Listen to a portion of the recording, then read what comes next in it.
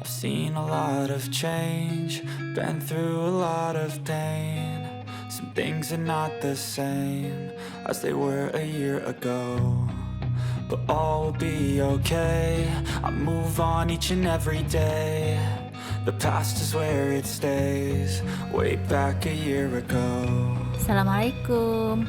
I've changed for Kita sedang ada di lokasi wisata Batu Angus di Ternate. Di sini kenapa dinamakan dengan Batu Angus? Karena di sini itu banyak batu-batu yang berwarna hitam seperti hangus. Jadi dinamakan Batu Hangus. Nah, di sebelah sana itu adalah Gunung Tidore yang nampak dari Ternate. Saya coba pegang batu-batu di sini, teksturnya kasar dan agak ringan seperti batu apung.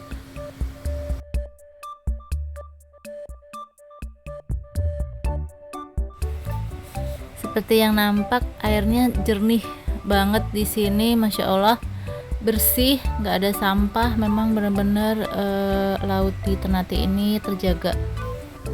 Bebatuan yang ada di sini ini akibat dari letusan Gunung Gamalama.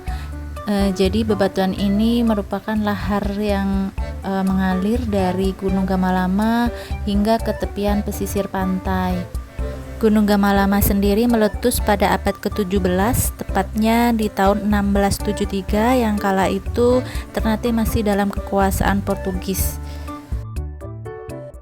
Letusan tersebut sangat hebat dan menewaskan banyak korban dan merubah kontur wilayah di Ternate ini sehingga bisa kita saksikan hingga saat ini.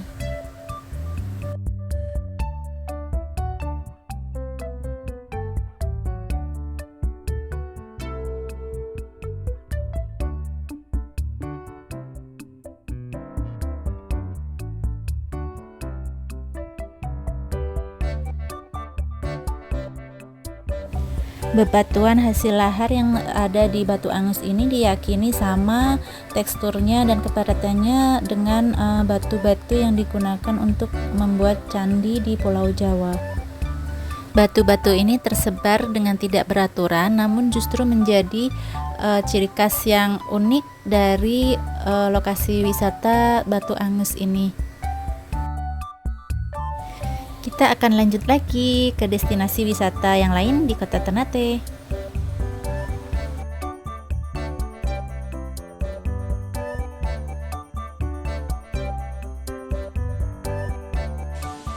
Masih di Ternate, destinasi wisata selanjutnya adalah Danau Tolire. Danau Tolire ini terletak di kaki Gunung Gamalama, itu yang nampak di belakang. Di sini ada beberapa larangan jika masuk ke Danau Tolire ini. Salah satunya tidak boleh melempar batu. Kalau dulu itu tradisinya ketika kita pergi ke danau ini ada tradisi lempar batu. Katanya kalau lemparannya itu sampai ke dalam danau itu apa yang kita inginkan akan tercapai. Tapi untuk saat ini tidak dianjurkan atau dilarang karena mungkin ada beberapa hal yang saya juga kurang tahu. Tapi kalau untuk penjelasan dari warga di sini pernah ada kejadian jadi ada pengunjung yang dimangsa oleh buaya. Danau Tolire ini terdiri dari dua buah, yaitu Danau Tolire besar dan Danau Tolire kecil. Namun saat ini yang kita kunjungi hanya Danau Tolire besar. Sebenarnya jarak antara Danau Tolire besar dan Danau Tolire kecil ini hanya 200 meter, tapi kita memutuskan untuk nggak mengunjungi Danau Tolire kecil. Terjadinya Danau Tolire ini sebenarnya menyimpan kisah pilu yang merupakan cerita legenda untuk masyarakat di Ternate.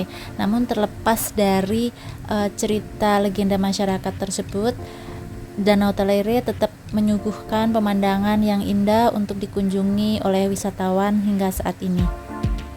Dan bahkan cerita legenda ini justru menjadi daya tarik tersendiri bagi para wisatawan yang akan berkunjung ke Danau Tolire ini. Di lokasi Danau Tolire ini juga ada beberapa warung yang menjual makanan dan minuman, jadi pengunjung bisa beristirahat sebentar dan menikmati suasana di sekitar danau. Kita menuju ke tempat parkir.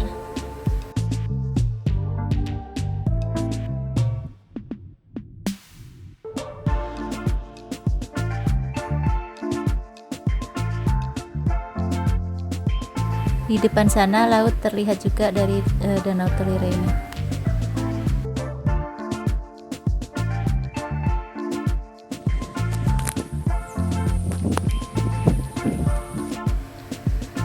Lanjut lagi ke destinasi yang lain.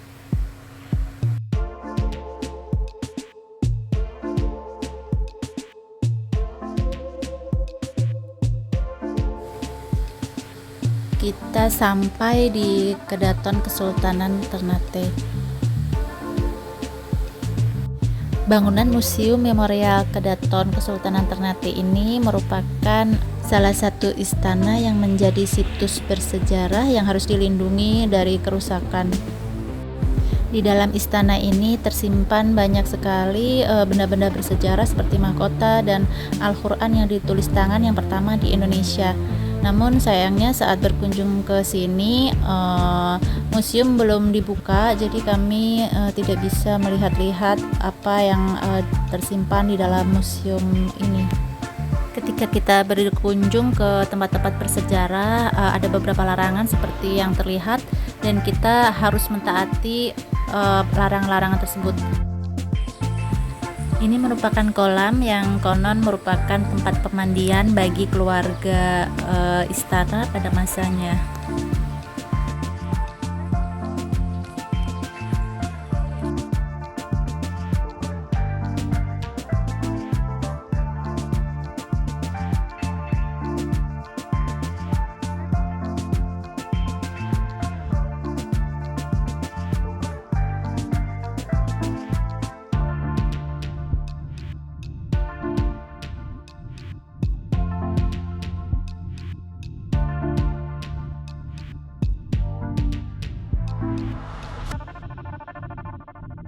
Kita juga menyempatkan untuk mampir sejenak di Masjid Agung Kesultanan Ternate yang letaknya tidak jauh dari Istana Kedaton Kesultanan Ternate.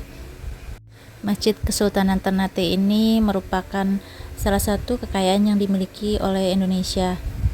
Tidak hanya nilai-nilai Islam yang terkandung di dalamnya, namun juga menjadi bagian penting dari sejarah perkembangan masyarakat Ternate sejak masa lampau.